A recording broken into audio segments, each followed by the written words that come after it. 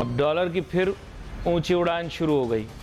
اللہ نہ کرے کہ ڈالر اس سے اوپر جائے، لیکن میں آپ کو ذہنی طور پر تیار کر رہا ہوں کہ ڈالر اور اوپر بھی جا سکتا ہے.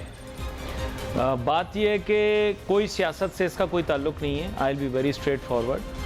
سیاست سیاسی فیصلہ یہ آ گیا اس لیے ڈالر بڑھ جائے گا، یہ ہو جائے گا، بے یقینی ہو جائے گی. کوئی بے یقینی اس سے زیادہ کیا ہوگی جو اس ملک کے اندر 1-1.5 سال سے جو بے یقینی چل رہی ہے. اس ملک کے اندر مستقل بے یقینی ہی چل رہی ہے. جس دن سے یقین کریں میں پیدا ہوا ہوں، مجھے اس ملک کے اندر بے یقینی ہی دکھ رہی ہے. جب میں نے ہوش سنبھالنے کی عمر فرق ہوتی ہے نا. جب میں نے ہوش سنبھالا اس کے بعد میں نے دیکھا بی بی تشریف لائی تھی تو بی بی وزیر اعظم پاکستان بن گئی. بے یقینی کی صورتحال تھی، 2 سال میں ان کی حکومت ختم ہو گئی. پھر نواز شریف صاحب آ گئے، بے یقینی کی صورتحال تھی، 3 سال میں وہ بھی چلے گئے. پھر بی بی واپس آ گئی، بے یقینی کی صورتحال تھی، 96 میں پھر وہ چلی گئیں. بے یقینی کی صورتحال تھی، 97 میں نواز شریف صاحب آ گئے. بے یقینی کی صورتحال تھی 1999 12 اکتوبر کو مشرف صاحب نے ملک کے اوپر قبضہ کر لیا. بے یقینی کی صورتحال پھر رہی، کیونکہ اس کے بعد میں آپ کو صحیح بتا رہا ہوں، یہ ایسے ہی مشرف کا نام لے کے آپ لوگ ڈسکو ڈانس کرتے ہو، یہ اس کی قسمت بعد میں کھلی ہے. پہلے پاکستان کا بیڑا کم غرق ہو گیا تھا، یہ میں بتا دوں. ہوا کچھ اس طرح سے کہ کچھ ہوا ایسا کہ اس کو فائدہ ہو گیا، اور آخر میں انہوں نے واقعی میں بتا دیا کیا فائدہ ہوا. اور پھر نوٹوں کی برسات ہو گئی، ڈالروں کی برسات ہو گئی. ٹھیک ہے. اور گیم کیا ہوا کہ وہ آپ کے سکون سے چلے گئے 8 سال. ٹھیک ہے. پھر انہوں نے کہا کہ قوم کا اللہ ہی حافظ. پھر بے یقینی شروع. دیکھیں بے یقینی کیا ہوتی ہے مجھے آج تک سمجھ میں نہیں آئی. بے یقینی کی صورتحال ہے اس ملک کے، ہمیشہ سے یہی صورتحال رہی. کبھی چینی کا گھاٹا، کبھی آٹے کا گھاٹا، کبھی دال کم، کبھی ٹماٹر مہنگے، کبھی پیاز مہنگے، کبھی یہ مافیا، کبھی وہ مافیا، پر پوری قوم مافیا، سب لوگ مافیا، تو مافیا، میں مافیا، ہر آدمی مافیا. یہ بھی ہم نے منہ کھل کے کر لی اپنی طرف سے، بابا بابا بابا مافیا مافیا. اس کا بھی کوئی فائدہ نہیں ہوا، آخر میں ملا کچھ بھی نہیں. عمران خان صاحب حکومت سے چلے گئے، بولنے اب ریئل اسٹیٹ ایک مافیا ہے. سائیں پہلے بھی تھے، پہلے بھی مافیا ہی تھے آپ کی گورنمنٹ کے دوران. جب آپ نے ایمنسٹیاں دے دی تب بھی مافیا تھے، اب بھی مافیا ہیں، اس سے پہلے بھی مافیا تھے. نہیں غلط بول رہا ہوں کیا؟ صحیح بول رہا ہوں. اب یہ لوگ آئے، اب ان کو پتہ نہیں لگا بھی یہ کس کو مافیا بولے ہیں. ان کے اوپر خود مافیا ہونے کا نہیں. ابھی والے حکمران کس کو مافیا بولے؟ یہ تو مافیا ہی مانگ سکتے ہیں. مافیا تو چھوڑ دو ہیں، ان کا بھی گیم نہیں چل رہا. سیدھی جو بات ہے، دکان کسی کی بھی نہیں چل رہی. مار پاکستانی عوام کو پڑ رہی ہے. ہاتھیوں کی لڑائی میں بیچاری چونڈیاں مرتی جا رہی ہیں، کٹتی جا رہی ہیں، پٹتی جا رہی ہیں. یہ بڑا غلط ہو رہا ہے پاکستانی عوام کے ساتھ. خیر، میں نے ہمیشہ کہا کہ ملک کو ڈالرائز کرو، ڈالرائز کرو، ڈالرائز کرو. لوگوں نے کہا اس کا میکنزم کیا ہوتا ہے. میرے ساتھ بہت ہی اہم مہمان شامل گفتگو ہیں. جناب ظفر پراچا صاحب جو کہ ملک کی معروف شخصیت ہیں اور فورن ایکسچینج کے ہی بزنس سے وابستہ ہیں. جناب احسن مہنتی صاحب بھی ہمارے ساتھ ہیں جو کہ سی او ہیں عارف حبیب کموڈیٹیز کے. اس کے علاوہ شعبہ اقتصادیات کے ماہر ہیں. تو گفتگو کا آغاز میں ظفر پراچا صاحب آپ سے کرتا ہوں. ظفر پراچا صاحب، معذرت کے ساتھ آپ اور میں گفتگو کر رہے تھے یہیں اسٹوڈیو میں. آج تو آپ بذریعہ اسکائپ ہمیں جوائن کیے، بڑی بےتابی ہے آپ اسٹوڈیو بھی تشریف لائیں. بات یہ ہے کہ میں آپ سے جاننا چاہتا ہوں، میں نے بات کی ڈالرائزیشن کی، شاید آپ اس سے کسی حد تک متفق بھی ہوں. تو لوگوں نے کہا، یہ میں نے پچھلے سال بات کی تھی جب 150 روپے کا ڈالر تھا. لوگوں نے کہا 170 روپے کا ہو جائے گا ڈالر اگر علی ناصر کی بات مان لی جائے. سر آج تو 270 پہ نہیں رک رہا، ابھی تو سین 290 پہ پہنچ گیا ہے. تو ڈالرائز کر لیتے، کیا برائی تھی؟ میں تو کہتا ہوں ہر پان والا، چائے والا، ہوٹل والا، ہر بندہ جو ہے آپ لوگوں کے منی چینجر سے ڈالر خریدے، تنخواہ بھی لوگ ڈالر میں لیں، آپ کا کاروبار چمکے گا. اس میں کوئی برائی نہیں ہے. میں تو آپ کے حق میں بات کر رہا ہوں. ڈالرائز کیوں نہیں کرتے آپ اکانومی؟ میرا صرف یہ آسان سا سوال آپ سے یہ، دبئی جاتے ہیں تو وہاں پہ ڈالرائز ہے سب کچھ، آپ کیوں نہیں ڈالرائز کر رہے؟ کیا برائی ہے اس میں؟ آپ مجھے بتائیں. دیکھیے جناب، میں تو اس حق میں نہیں ہوں کہ ڈالرائزیشن ہو ہمارے ملک میں. ہم پاکستان ایک مضبوط ملک ہے اور ہماری اپنی ایک کرنسی ہے، ہماری ایک اپنی پہچان ہے، اسی میں ہی بزنس ہونا چاہیے. اب اگر آپ ڈالرائزیشن کی بات کرتے ہیں تو مزید آپ کی کرنسی ڈی ویلیو ہو جائے گی. اور ٹھیک ہے کہ اس وقت بہت زیادہ ڈیویلو ہے کہ اس طرح کیا ہوگی آپ یہ بھی کہہ سکتے ہیں، لیکن مجبوری ہے جو ہمارے فائنینشیل کریڈینشلز ہیں تو وہ اپنی جگہ ہیں، لیکن ہم کو روپے کے اندر ہی ٹریڈنگ کرنی چاہیے میکسیمم جو ہو سکے. اور اب تو دنیا میں ڈالرائزیشن جو ہے اس کا کارٹل ختم ہو رہا ہے، ٹوٹ رہا ہے، نئے نئے بلاکس بن رہے ہیں. جیسا کہ آپ دیکھیں کہ چائنا، رشیا، ایران، پھر یورپی یونین کے اندر یورو بنا، تو وہ ڈالرائزیشن کی جو ڈالر کی جو منوپلی ہے وہ ختم ہوتی جا رہی ہے، اور ہم کو بھی اسی طرف دیکھنا چاہیے.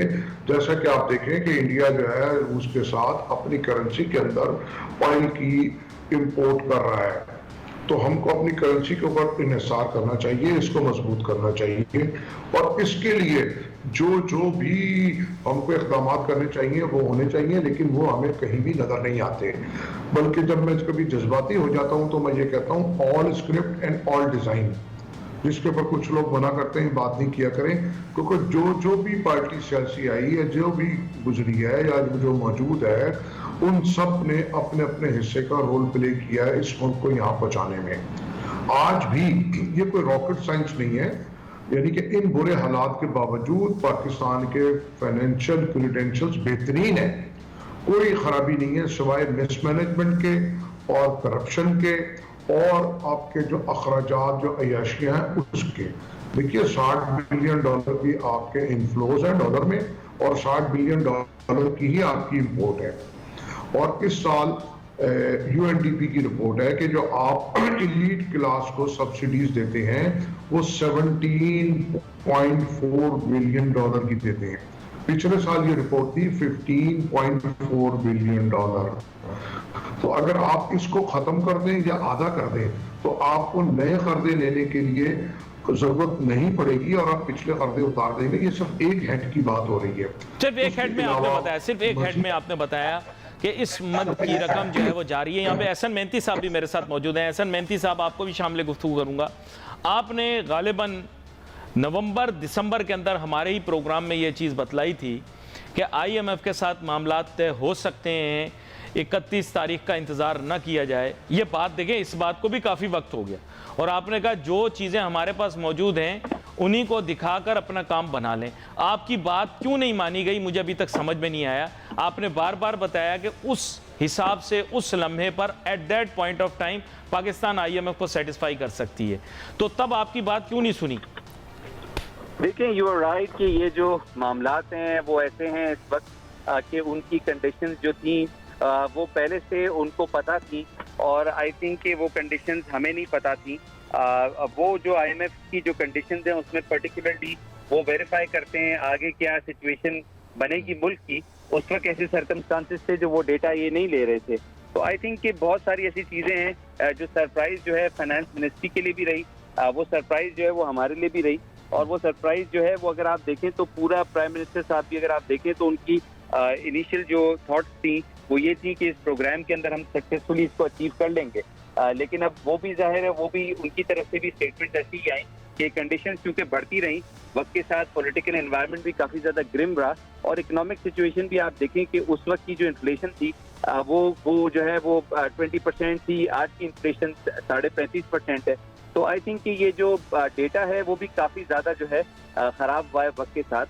اور بہت ساری ایسی چیزیں جو بہت آسانی سے جو ہے نکلتے ہوئے نظر آ رہی تھی لیکن وہ نہیں نکلی. تو انفارچونیٹلی جو ہے اس کے اندر ہم ہاتھ تو نہیں کسی کا کہہ سکتے، بٹ اکنامک سرکمسٹانسز پاکستان کے ایسے تھے کہ پاکستان کو فلڈز آ گیا. اب پھر فلڈز کے بعد جو ہے وہ ہمارا جو آؤٹ پٹ کم ہو گیا، آؤٹ پٹ کے بعد ہمارا ڈیٹا سارا ملک کا خراب ہو گیا. یعنی کہ انفلیشن، سر میرے خیال سے تو ویسے معذرت کے ساتھ میرے خیال سے سیلاب والی بات ہماری بلف تھی.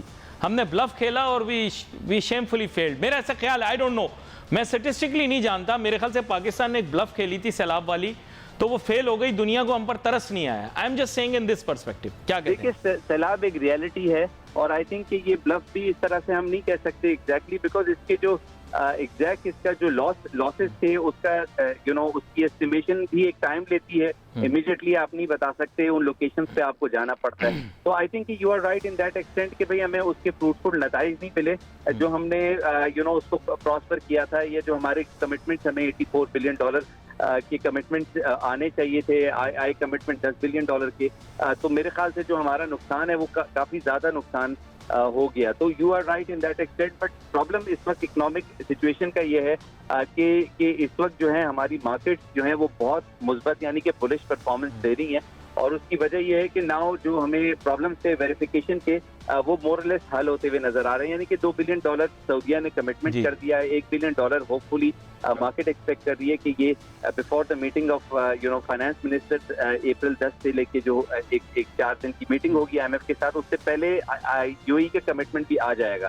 تو you are right to an extent کہ ہمیں پہلے کر لینا چاہیے تھا. اس وقت سچویشن خراب نہیں ہے ملک کی, اس وقت سچویشن بہت مثبت ہو چکی ہے, اسپیشلی لاسٹ 24 آورس اگر ہم فالو کریں اس کو, تو سعودی کمٹمنٹ یا UAE کی کمٹمنٹ جو ہے جو بھی سارے پرانے پرابلمس تھے ان کو سالو کرتا ہے, اور امیجنٹ ہے کہ IMF کا پروگرام جو ہے اس ویک موسٹ پروبلی جو ہے اس ویک یا نیکسٹ ویک جو ہے وہ سائن اپ ہو جائے. اسی بات کو میں آگے لے کر چلتا ہوں. ظفر براچہ صاحب, جو بات احسن مہنتی صاحب نے کی اس حساب سے سچویشن امپروو کر رہی ہے, تاہم اس پس منظر کے اندر نواز شریف صاحب کا اس قسم کا بیان آ جانا کہ جی ڈالر تو اتنے کا ہو جائے گا اگر فیصلہ ہمارے خلاف آ گیا, میرے خیال سے یہ مناسب نہیں تھا کہ ایک سیاستدان جو سابق وزیر اعظم بھی رہا ہو, ایک پارٹی کا رہنما بھی ہو, ان کو اس طرح کی بات کہنا شوبھا نہیں دیتی. تاہم میں ان کا بڑا احترام کرتا ہوں, لیکن یہ بات ان کو نہیں کہنی چاہیے تھی. کیا کہتے ہیں آپ؟ لیکن جناب جو تو مہتی صاحب نے ہر سیلاب کے حوالے سے بات کہی ہے, میں ان کی بات سے بالکل متفق ہوں. ہمارا بہت بڑا نقصان ہوا ہے اور دنیا نے اس کو ریکگنائز کیا, اس کے اوپر کانفرنس کی اور اعلانات ہوئے, لیکن جو ہمارے یہاں کرپشن کی کہانیاں ہیں اس کی وجہ سے وہ ہم کو پیسے دینے کے ان تیار نہیں ہے بنسبت اس کے کہ وہ چاہتے ہیں ہم خود کام کر لیں, کیونکہ جو بڑے بڑے سکینڈلز ہیں اور دنیا کو پتہ ہے, ہم سے زیادہ معلوم ہے. ہمیں تو اتنا معلوم ہے کہ ایک لبِ نیوز انڈیا انترراشٹریہ خبروں کا منچ.